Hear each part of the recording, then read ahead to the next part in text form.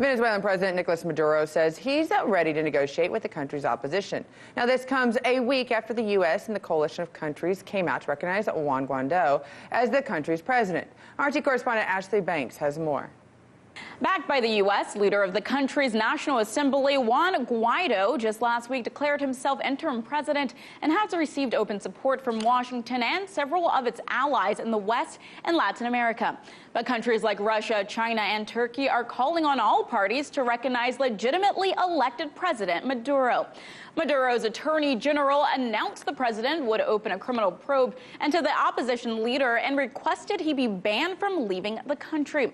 The article in the Gray Zone titled "The Making of Juan Guaido, U.S. Regime Change Laboratory Created Venezuela's Coup Leader" gives details about the self-proclaimed president, highlighting just a few months back no one had really heard of the 35-year-old man who was seen as a mid-level figure within the National Assembly, which is being held under contempt.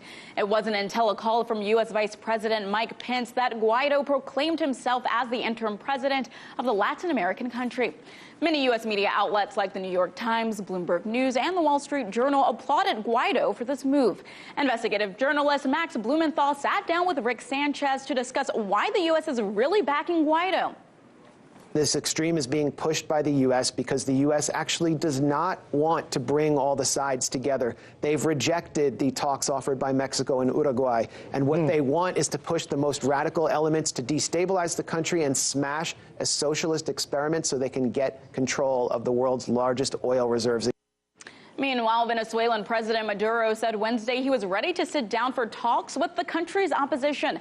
During an exclusive interview with Russia's RIA news agency, he said, quote, "I'm ready to sit at the negotiation table with the opposition for us to talk for the benefit of Venezuela, for the sake of peace and its future."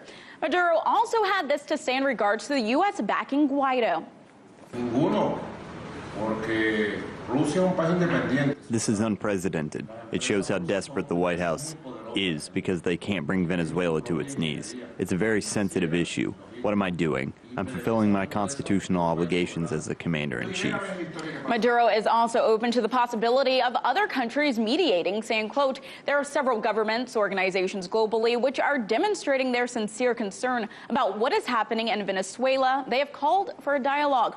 While the U.S. and its allies are pushing to overthrow Maduro's government, Maduro is asking the American people to stop what he calls may become a new Vietnam.